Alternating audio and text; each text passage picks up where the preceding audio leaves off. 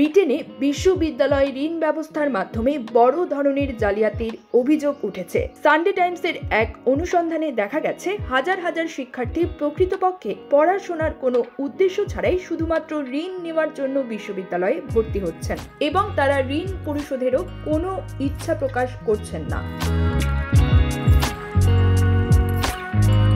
বিশেষ করে কিছু ফ্র্যাঞ্চাইজিস্ট বিশ্ববিদ্যালয় ও কলেজে এই জালিয়াতি প্রকট হয়ে উঠেছে। সন্দেহ করা হচ্ছে রোমানিয়ার নাগরিকদের সংগঠিতভাবে নিয়োগ করা হচ্ছে এই জালিয়াতিতে অংশ নিতে। স্টুডেন্ট লোন কোম্পানি 2022-23 শিক্ষাবর্ষে 3563টি সন্দেহজনক ঋণ আবেদন শনাক্ত করেছে, যার পরিমাণ প্রায় 60 মিলিয়ন পাউন্ড। তবে প্রকৃত জালিয়াতির পরিমাণ আরও অনেক বেশি হতে পারে বলে ধারণা করা হচ্ছে। লন্ডনে এত বড় মাছ, ওয়াও!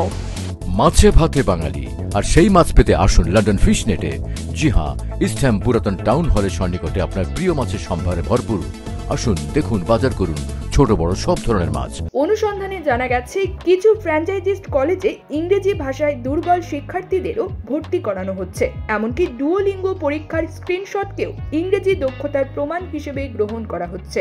পাশাপাশি কিছু শিক্ষার্থী প্রথম দফায় ঋণের টাকা পেয়ে কোর্স থেকে ঝরে পড়ছেন এবং পরে পুনরায় ভর্তি হয়ে আবারও অর্থ দাবি করছেন।